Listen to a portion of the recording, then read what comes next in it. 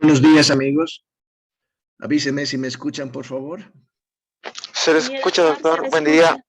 Buenos días. Bien, continuamos con el tema hoy, 12 de abril. Fíjense, estábamos en enzimas, nos falta definir enzimas, sus clasificaciones, etc. Por definición, las enzimas son proteínas con actividad catalítica. Pero eso no significa que el 100% sean proteínas. El 98% de las enzimas son proteínas, porque se ha visto que hay un pequeño porcentaje de compuestos no proteicos que tienen la capacidad de acelerar la velocidad de las reacciones, es decir, tienen actividad catalítica, pero no son proteínas. Tal es el caso de los ribosimas o las RNasas. Las RNasas no son proteínas, son ácidos nucleicos con capacidad de acelerar la velocidad de las reacciones. Entonces, las proteínas con actividad catalítica se denominan enzimas. Hay muchísimas enzimas, pero hay un pequeño porcentaje que no tienen origen estructural en las enzimas, sino en algunos ácidos nucleicos y otros compuestos. Son llamados catalizadores biológicos porque existen catalizadores inorgánicos.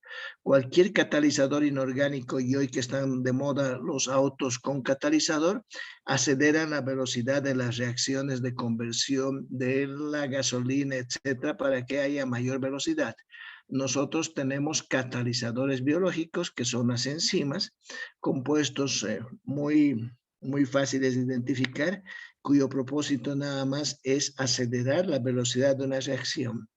Una enzima se junta con un sustrato y ese sustrato en fracción de segundos, de doceavos menos doceavos segundos, lo convierte en producto.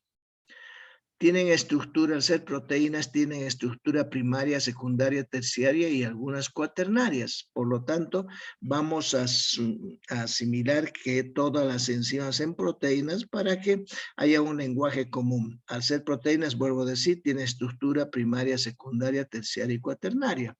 Si ustedes recuerdan, la estructura primaria está dada por el número y la secuencia de aminoácidos, la secundaria por la conformación, la terciaria por la estructura tridimensional, y algunas cuaternarias porque se necesitan presencias o subunidades que están en otros genes para conformar a la misma proteína. Hay más de 3.000 enzimas diferentes, entonces uno de los grupos más grandes proteicos. Estamos hablando de 3.000 enzimas diferentes. El sufijo que las identifica es asa, pero muchas de ellas tienen nombre propio. Ejemplo, la pepsina. La pepsina es una enzima que cataliza las proteínas en el estómago, pero no se llama pepsinasa. Se llama simplemente pepsina porque tiene el nombre propio. Pero las demás o muchísimas enzimas tienen el denominativo final de asa. Proteinasa, lipasa, amilasa, todo con asa. Las enzimas aceleran la velocidad de las reacciones porque disminuyen la energía libre de activación. Cuando un producto u otro producto se juntan, cada uno de ellos tiene una energía libre que se expresa como delta E, energía libre de activación, que se llama delta E Gibbs. Y cada uno de los componentes que va a reaccionar tiene una energía libre. Las enzimas lo que hacen es disminuir la energía libre de los reactantes o de los sustratos y hacer que rápidamente pase a la conformación de un producto. Si esas energías libres que tienen cada uno de los reactantes fuera muy alta, la catalización demoraría muchísimo. Entonces lo que hace la enzima es bajar esa energía libre de los reactantes o del reactante y hacer que aparezca más rápido el producto. Son las enzimas, al ser proteínas, determinadas genéticamente. Hay muchas fallas en enzima. Hay una enfermedad que se llama fenilcetonuria, donde falla una enzima que es la fenilalanina hidroxilasa. Genéticamente está determinada esa enzima, pero ha sufrido mutación o no se ha formado. Al ser las enzimas determinadas genéticamente, pueden haber fallas entonces en su formación y fallas en su concentración o cantidad suficiente. Las enzimas pueden ser inducidas o inhibidas. El gran mundo de la farmacología hoy lo que hace no es inventar nuevas reacciones bioquímicas, sino inducir reacciones bioquímicas o inhibirlas, bloquear una enzima o activar una enzima. Tal es el caso del alopurinol. El alopurinol es un medicamento que se utiliza para tratar a los pacientes que tienen gota y el alopurinol inhibe a la santina oxidasa. La santina oxidasa es el que se forme ácido úrico. Por lo tanto, cada vez que la persona consume alopurinol, está inhibiendo a la santina oxidasa y no se está formando ácido úrico. Entonces, los fármacos y muchas otras sustancias, algunos venenos, etcétera, tienen la capacidad de inhibir o inducir enzimas para que ya sea la velocidad o la aparición del producto sea más rápido o para que definitivamente no aparezca el producto si es que se inhibe la enzima. Tiene una vida media cada una independiente. Hay enzimas que tienen 15 minutos de vida media. Vida media es el tiempo que se tarda en que desaparezcan las enzimas. La vida media de una enzima habitualmente o como cualquier proteína son 5 vidas medias, porque en cada una de las vidas medias pierde un 50% de su capacidad. Para que pierda completamente toda la capacidad se necesita 5 vidas medias. En la primera vida media pierde el 50%, supongamos que eran 100 la cantidad de enzimas, por así decir, en miligramos, en unidades, lo que fuera, viene la catálisis y entra en una vida media menor, se pierden de los 150, va a una segunda vida media de los 50-25, va a una tercera vida media de los 25-12, va a una cuarta media de los 12-6, etc.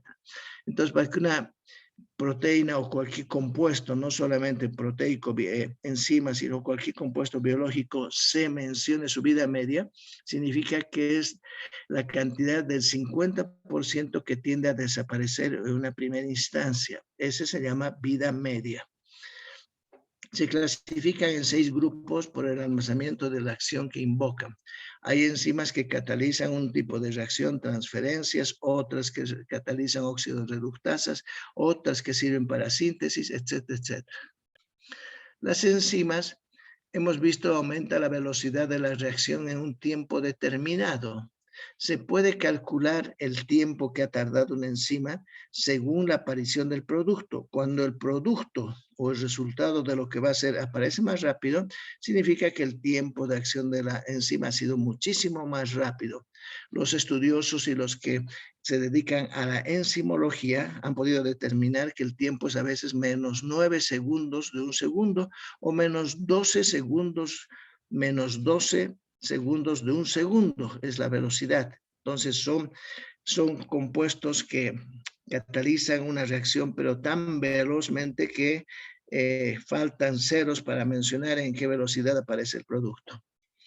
Un catalizador que hace disminuir la energía de activación de una reacción.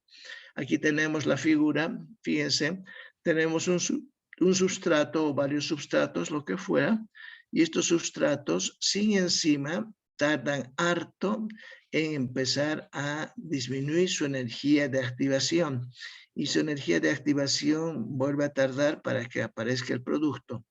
Lo que hacen las enzimas es que tienen el sustrato y disminuyen este espacio.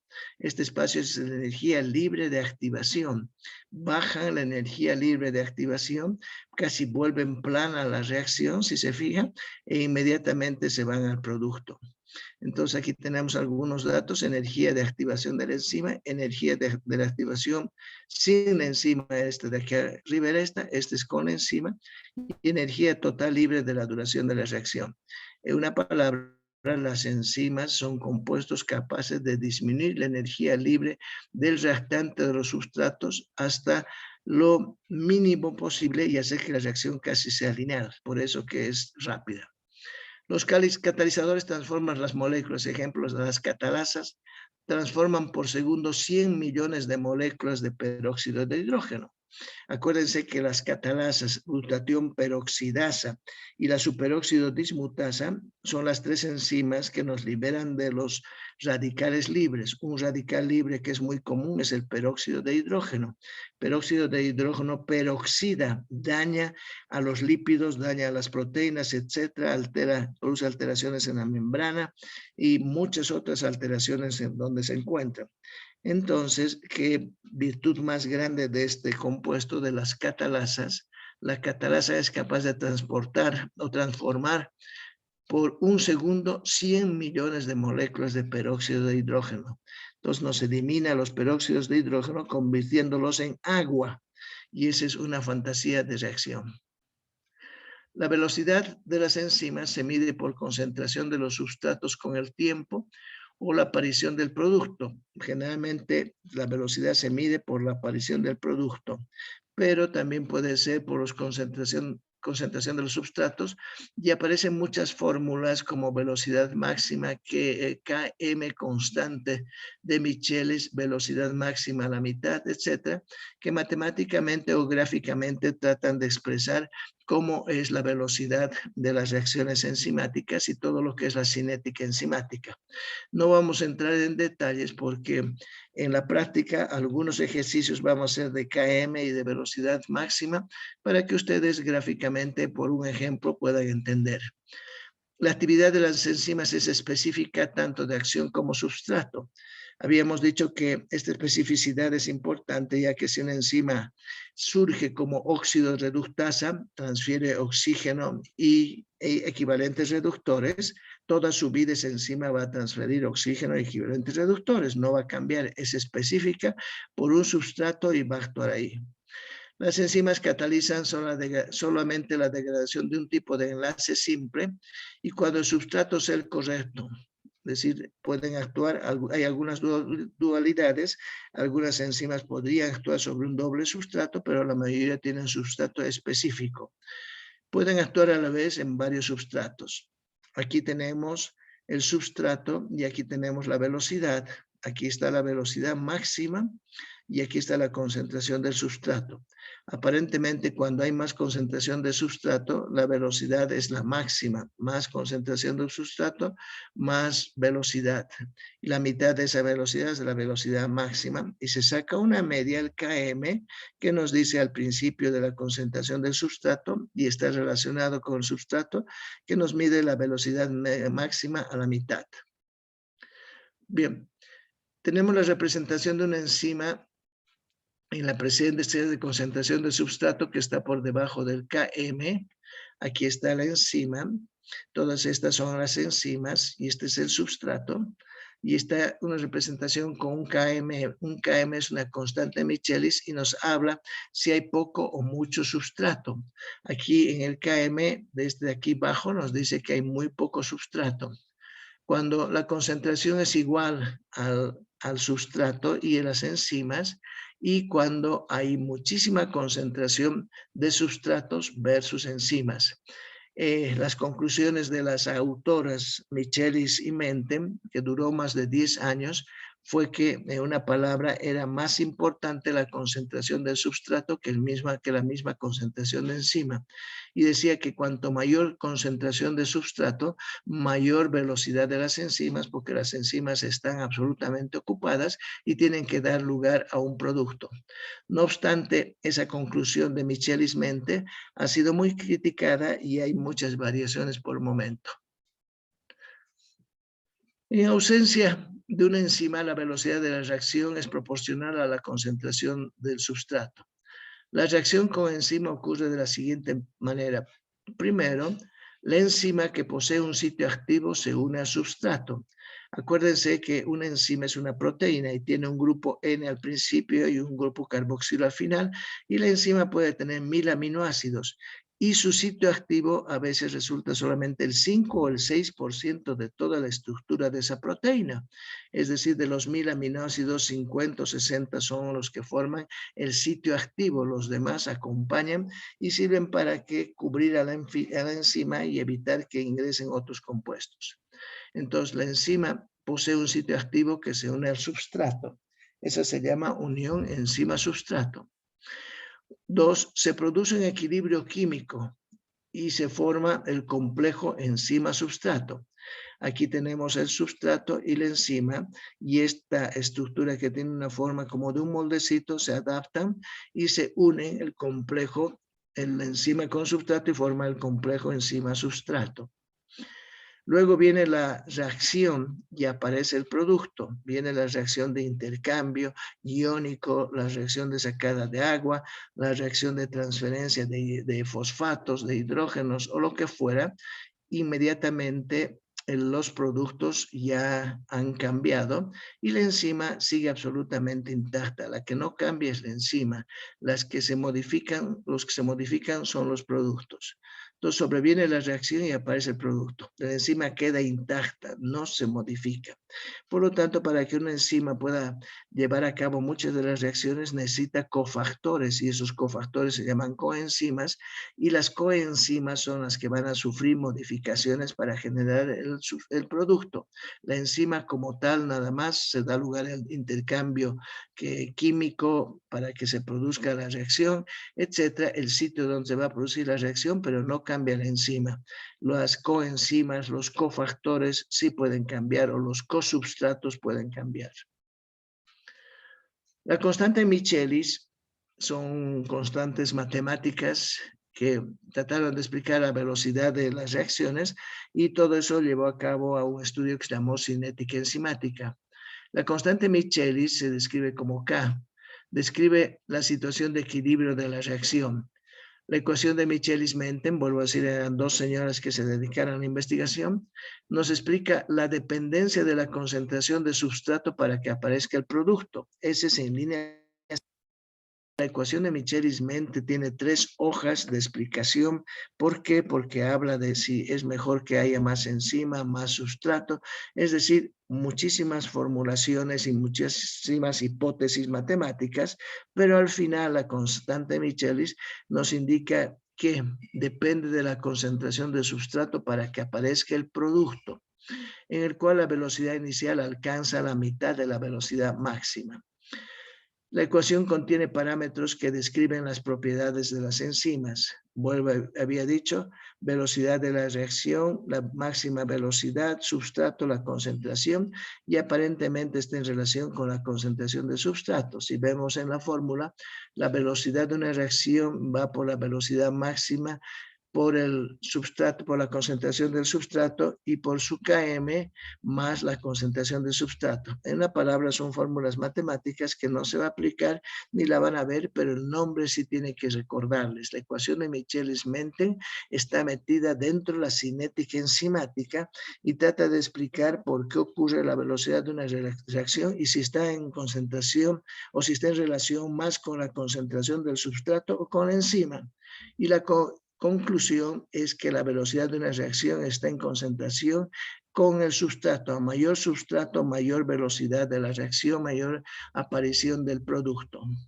Eso no es tan real en la práctica médica, y vamos a ver con muchos ejemplos que se contradicen a la ecuación de Michelis-Menten, pero es parte de la historia de la bioquímica y del estudio de la cinética enzimática.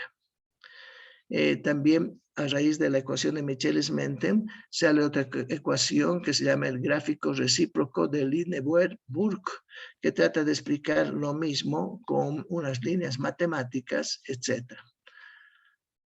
Hay factores que afectan la actividad de las enzimas. Una de ellas es la temperatura. Todos tenemos una temperatura óptima. Si la temperatura empieza a aumentar, la actividad de la enzima aumenta hasta cierto punto, pero después de que la temperatura sigue aumentando, la velocidad de la reacción disminuye y la actividad de la enzima cambia. Tenemos una temperatura óptima, por lo tanto. Si es menos, es hipotérmica la persona o está en un estado hipotérmico, las reacciones enzimáticas estarán lentas. Si llega a un pico máximo, las reacciones estarán en su punto, pero si hay hipertermia, las reacciones también bajarán. No significa que a mayor temperatura, mucho más velocidad de las reacciones. La temperatura tiene un pico y ese pico está en función a la temperatura que contenemos corporalmente. Aquí podemos ver nosotros, por ejemplo, la temperatura está medida de 10 a 60 grados centígrados. Cuando la temperatura es baja, las reacciones son lentas, pero llega a una temperatura que es aproximadamente 36.5, 37, hasta 38 inclusive, y las reacciones son rapidísimas. Pero al subir la temperatura ya no suben las reacciones, sino empiezan a bajar las reacciones, empiezan a bajar. Entonces la temperatura, tanto hipertermia como hipotermia, alteran la velocidad de las reacciones químicas. La presión del medio acuoso, no cabe duda.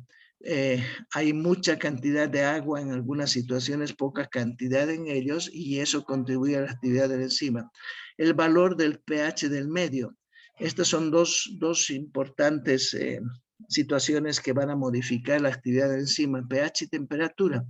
Fíjense que todas las enzimas tienen un pH óptimo.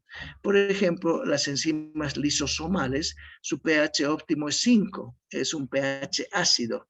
A ese pH la velocidad de la reacción es la máxima. Si nosotros hacemos que suba el pH a 6, a 7, baja la velocidad de la reacción, no significa que sube. Entonces hay un pH máximo y cada una de las enzimas donde se encuentre, en el pH que se encuentre, va a tener su actividad máxima dependiendo del pH en donde se realizan las reacciones. La fuerza iónica, la concentración de los substratos. Obviamente, si hay substratos, hay una velocidad mayor de la reacción, pero también puede ser la concentración de enzima. Puede haber sustratos, pero si no hay enzima, no funciona y no hay reacciones químicas. La presencia de cofactores metálicos. Los cofactores metálicos participan muchísimo. Hemos visto en una de las primeras clases como el zinc, como el cobre, como el molibdeno, como el selenio, etcétera, son cofactores metálicos que actúan junto con las enzimas. El zinc, el selenio, no me voy a cansar de decir, actúa junto con la glutatión peroxidasa. La glutatión peroxidasa es una enzima que utiliza un tripéptido, que es el glutatión, y que se une a una enzima peroxidasa para degradar o hacer desaparecer a los peróxidos de hidrógeno. Esa enzima glutatión peroxidasa, si no tiene selenio, no funciona. El selenio es un oligoelemento o un elemento que se encuentra en trazas en la naturaleza humana, y fíjense, aún siendo tan baja su concentración o su existencia en la estructura humana, si no hay selenio, no ocurre esa reacción enzimática. Entonces depende muchas veces de los cofactores enzimáticos. Dependen de las coenzimas. Acuérdense que las coenzimas derivan de las vitaminas, una gran parte de ellas. Se necesita el NAT, que es una coenzima, se necesita el FAT, que es otra coenzima, se necesita el ATP, inclusive, que actúa como coenzimas, y las coenzimas las vamos a clasificar en dos tipos.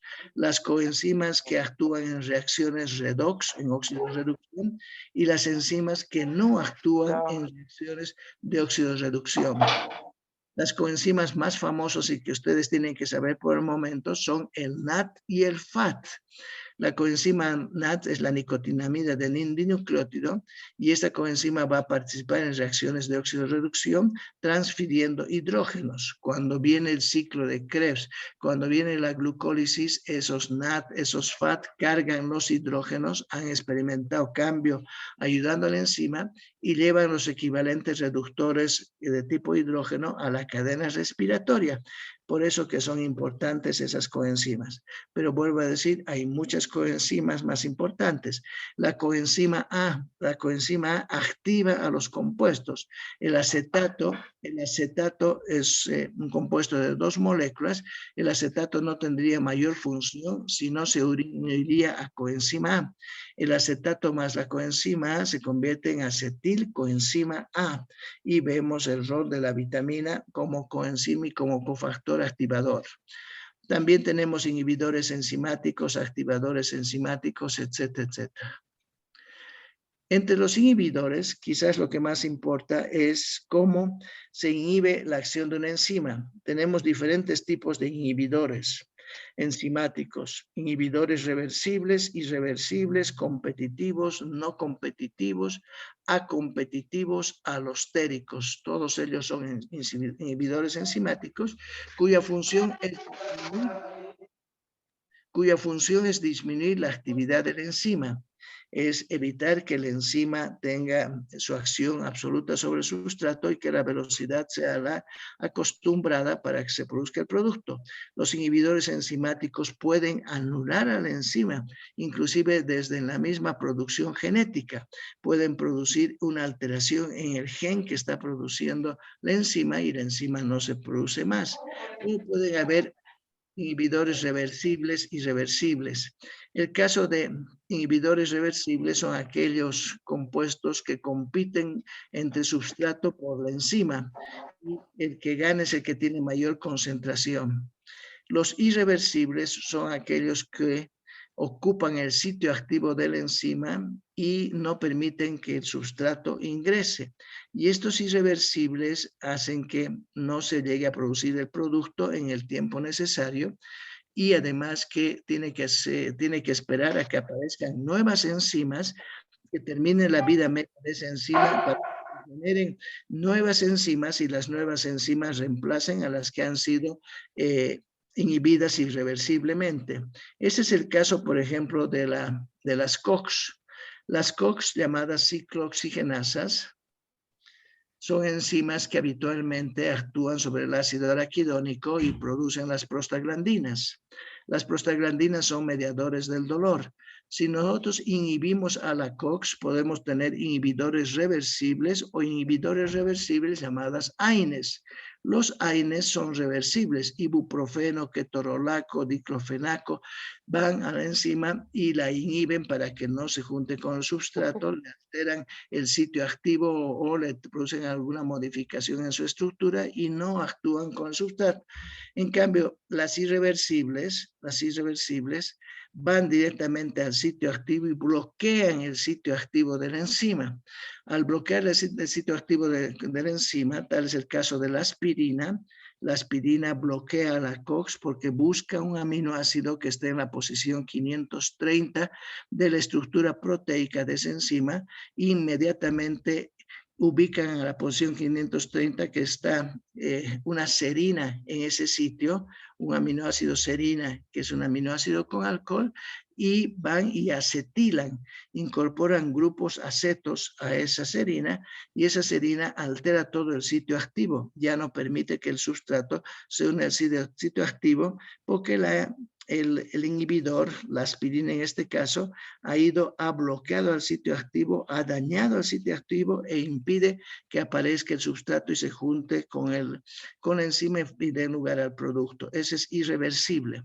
Entonces esa COX ha sido anulada hasta que aparezca una nueva COX, que habitualmente aparecen a las 13 horas o 15 horas de que ha sido bloqueada una. El cuerpo se da cuenta que han disminuido a las COX para sus reacciones que tiene de generar prostaglandinas, tromboxanos e inmediatamente pone su maquinaria en movimiento y a las 13, 14, 15 horas o un poco más, otra vuelta aparecen nuevas COX para que vayan en reemplazo de las que han sido inhibidas irreversiblemente. Hay inhibidores competitivos, que su nombre lo dice, compiten con el substrato. Inhibidores no competitivos no compiten con el substrato. Inhibidores acompetitivos es un nombre que no viene a la inhibición enzimática, sin embargo está aceptado por muchos autores y no se llega a comprender qué quiere decir. Y los inhibidores alostéricos que actúan a distancia, que no actúan en el sitio activo. Habíamos dicho la parte quizás más importante de la enzima es el sitio activo. El sitio activo corresponde solamente al 5% de la proteína enzimática, máximo al 10%, y los alostéricos son inhibidores que no actúan en el sitio activo, que actúan en otros sitios, pero que al modificar la estructura de la proteína hacen que el sitio activo, en una palabra, no esté apto para unirse con el sustrato. Hacen que el sitio activo se desplace a un lado u otro o sea cubierto con algunas cadenas polipeptídicas y esos son inhibidores alostéricos. Tenemos muchos inhibidores alostéricos que sin llegar al sitio activo impiden la acción de las enzimas. Aquí vemos algunos ejemplos de inhibidores reversibles, irreversibles, competidores, etc. Tenemos aquí inhibición competitiva. Fíjense, está la enzima acá y viene el substrato. El substrato entra directamente al sitio activo de la enzima y es reconocido por la enzima para que se produzca la reacción. Cuando hay un inhibidor competitivo, ese inhibidor competitivo va al mismo sitio catalítico de la enzima y lo ocupa e impide que el sustrato verdadero ingrese a ese sitio. Ha bloqueado a ese sitio. Es un inhibidor competitivo. ¿Cómo se rompe esta inhibición competitiva? Cuando se aumenta la concentración de substrato. A mayor substrato, desplaza al inhibidor competitivo y sigue ocupando el sitio que le corresponde. Pero si el inhibidor competitivo tiene mayor concentración, desplaza al substrato y ocupa esto. Entonces, substrato e inhibidor compiten por el sitio activo de la enzima en el inhibidor competitivo. El inhibidor no logra unirse al sitio activo, formación de la disociación enzima-inhibidor y enzima-substrato, etcétera, etcétera. Los irreversibles se unen a la enzima por medio de enlaces covalentes. Los enlaces covalentes son fuertes. Y habíamos dicho, por ejemplo, en los irreversibles que incorporan parte de la estructura del compuesto que tienen. En el caso de la aspirina, acetilan a la serina. Tiene actividad catalítica frecuente. Su actividad catalítica frecuente se pierde de manera permanente. Entonces la enzima es anulada completamente. Son útiles para identificar aminoácidos que forman parte del sitio activo de una enzima. Por ejemplo, de la COX, el sitio activo de la enzima tiene 3 aminoácidos dominantes, uno de ellos es serina, en la posición 530, y eso se puede evidenciar por estudios analíticos y de investigación. Hay 2 tipos, los marcadores de afinidad y los sustratos suicidas. La inhibición no competitiva forman complejos binarios enzima inhibidor y enzima substrato. La formación del complejo terciario enzima inhibidor substrato es muy rara. Aquí vemos la inhibición competitiva. Tenemos el sitio activo. El sitio activo, aquí viene el inhibidor. El sitio activo en ausencia del inhibidor, los productos pueden ser formados inmediatamente. La presencia de un inhibidor enlentece la velocidad de la formación del producto. El sustrato y el inhibidor pueden unirse a la estructura simultáneamente. Generalmente la inhibición competitiva no compiten por el sitio activo. Esa es una inhibición de tipo, sobre todo, alostérica. La inhibición competitiva, el inhibidor actúa solo con el complejo enzima-substrato. Aquí tenemos un ejemplo, tenemos la enzima, está el substrato logra ocupar parte del sitio activo, pero el inhibidor competitivo se coloca anexo o unido o muy cercano al sitio activo y altera esta parte del sitio activo. Al alterar una pequeña porción del sitio activo, inhibidor competitivo no está compitiendo, sino se está acomodando a un ladito, impide que se formen los productos. Los inhibidores enzimáticos, los alostéricos, fíjense, tenemos la enzima y el substrato. Se tienen que unir el substrato con la enzima en el sitio catalítico, pero aparece un inhibidor alostérico. El inhibidor alostérico actúa en otro lugar, no en el sitio activo. Son inhibidores alostéricos y que hacen que puedan modificar el sitio activo sin necesidad de estar en este lugar. Aquí tenemos, por ejemplo, que el substrato entra en una forma de pirámide, pero viene el inhibidor alostérico y altera todo esto de una forma de embudo. Entonces, el substrato no puede entrar adecuadamente al sitio activo de la enzima. Ahí tenemos inhibidores alostéricos, la enzima activa, su centro activo, su centro alostérico. Alosterismo significa a distancia. Y ahí tenemos el substrato con sus sitios activos que está, o digo el substrato que está de forma alostérica y el producto no puede formarse. La enzima se inactiva y no se forma el producto. ¿Por qué nos interesa todo esto y la correlación clínica cuál es? Muchas veces se utilizan fármacos para inhibir enzimas. Les he dicho, el campo de la farmacología es enormemente grande y uno de los roles más importantes es inducir enzimas o inhibir enzimas. En este campo, en este momento, lo que quiero explicar es cómo es la inhibición con algunos ejemplos, porque vamos a ver todo esto más adelante. Ejemplo, Hay un medicamento que se llama 5-fluoracilo. Este medicamento se utiliza contra el cáncer. El 5-fluoracilo inhibe a una enzima que se llama timidilato sintetasa e impide la acción o la formación de la timina. Si nosotros recordamos los ácidos nucleicos, van a ser adenina, timina, citosina y guanina. Si viene un medicamento que es el fluoracilo e inhibe la formación de timina, porque la timina se forma en la última reacción cuando se están formando las purinas y pirimidinas, no se forma la timina, falta un ácido nucleico. Al no haber ese ácido nucleico, no se lee el código genético, ha perdido el código genético, el DNA de esa célula neoplásica, e inmediatamente muere y lleva a la apoptosis. Entonces, un medicamento inhibe la timidilato sintetasa, que se llama fluoracilo el medicamento, y no funciona o no se forma timina y por lo tanto altera el DNA de la célula enferma. La aspirina inhibe a la ciclooxigenasa, interfiere con la generación de prostaglandinas y tromboxanos. Obviamente utilizamos aspirina muchísimas veces para calmar el dolor, para calmar sobre todo las cefaleas, las artritis reumatoideas, etc. Pero inhibe la COX en una forma irreversible y no se forman prostaglandinas y tromboxanos, vuelvo a decir, por un lapso que puede ser 13 horas, 15, algunos autores dicen que puede llegar hasta 48 horas la acción de la aspirina en no habilitar a otras enzimas para que sigan formando prostaglandinas y tromboxanos. Ese es un tema extraordinariamente interesante de investigación para conocer el tiempo exacto de la inhibición que ocasiona la aspirina con la COX. El alopurinol inhibe la xantina oxidasa, quien lo reconoce como substrato, y lo oxida a oxipurinol. La enzima no reconoce el alopurinol. El alopurinol es un medicamento que ingresa al cuerpo, va donde la xantina oxidasa. La xantina oxidasa cree que es la hipoxantina o la xantina que tenía que ser oxidada. No reconoce como extraño al alopurinol y produce un compuesto que se llama oxipurinol y que no es ácido úrico. Por lo tanto, engaña al cuerpo y no se forma el ácido úrico tóxico para el organismo. Las 6 clases principales de las enzimas. Las enzimas hemos dicho que son más de 3.000 y las 3.000 no las podemos tener en el aire, sino que se las clasifica por el tipo de reacción que catalizan. Las 6 clases principales son oxidorreductasas. Son aquellas enzimas que van a transferir oxígeno o hidrógeno entre dos substratos.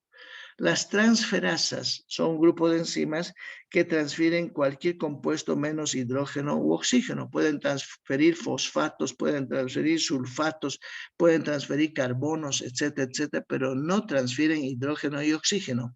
Hay muchísimas transferasas, las aminotransferasas, que son importantes para el funcionamiento hepático y muscular.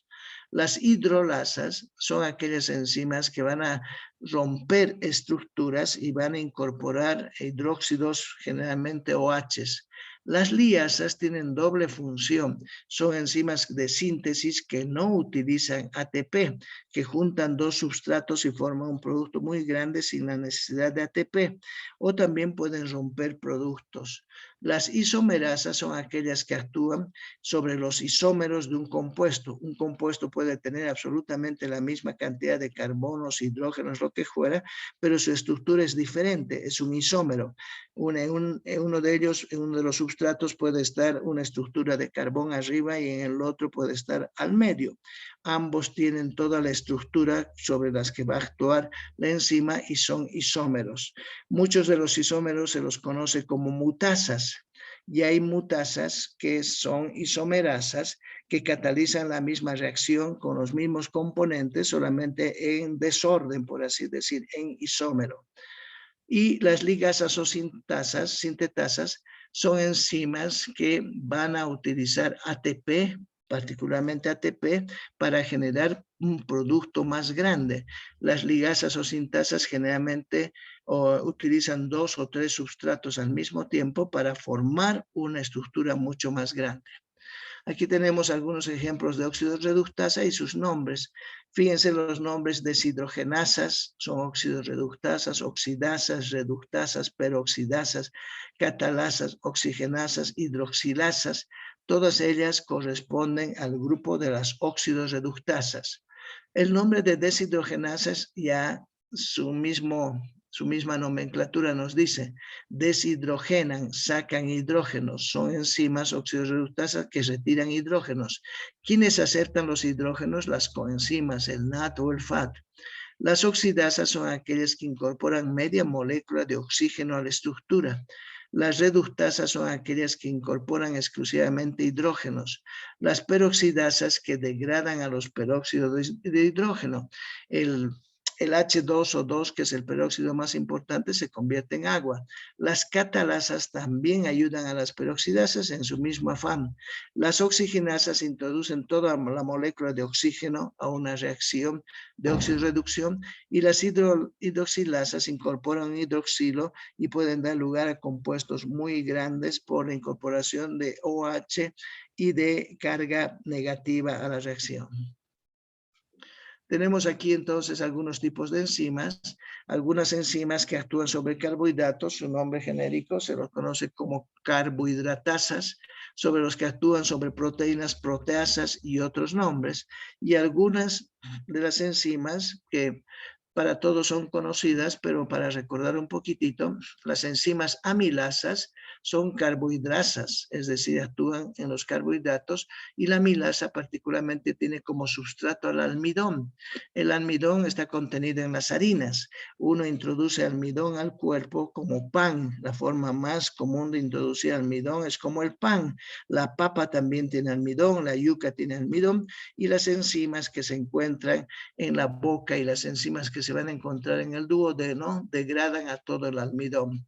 Las pectinasas degradan a las pectinas, que son generalmente productos de las frutas, la parte más dulce de las frutas. Las beta-glucanasas a los beta-glucanos y así sucesivamente. En las proteasas ácidas a las proteínas y proteasas alcalinas con otra reacción para romper particularmente los enlaces peptídicos y volver a las proteínas aminoácidos para que se puedan absorber. Tenemos otras fitasas, esterasas, lipasas.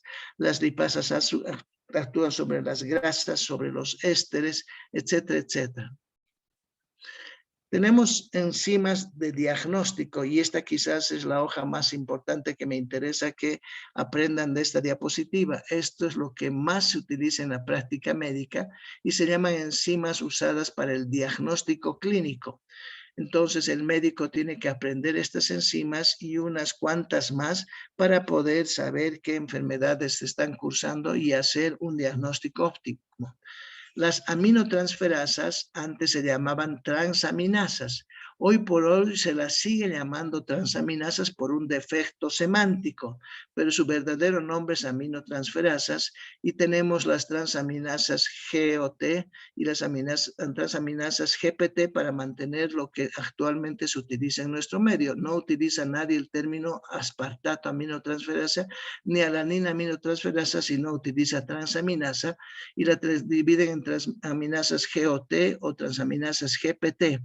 La GOT es por el cero, la S es cero, es decir, está en el suero, y significa transaminasa glutámico oxalacética.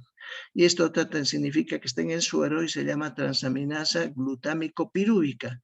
Una es glutámico oxalacética, la glutámico pirúvica. Ambas son aspartato transaminasa que mueven al aspartato y alanina aminotransferasa que mueven a la alanina.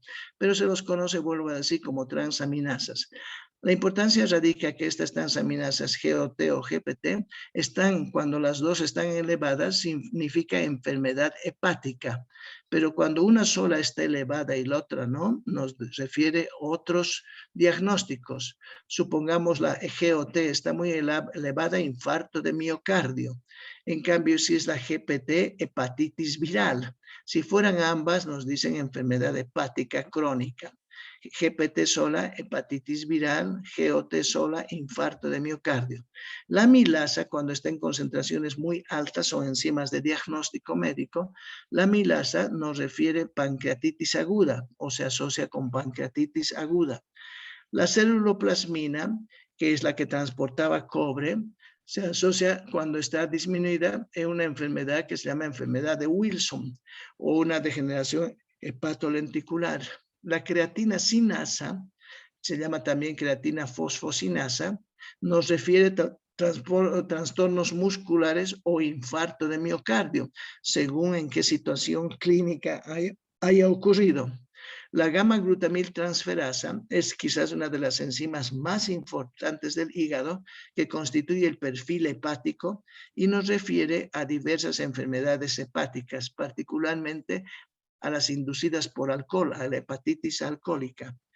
Las isocimas de la lactato deshidrogenasa, la lactato deshidrogenasa tiene isocimas, 5 isocimas iguales, todos se llaman lactato deshidrogenasa, nos reflejan enfermedades hepáticas, pero depende también de cuál de las isoenzimas está alterada para que nos diga enfermedades musculares e inclusive actúa como un marcador de tumor.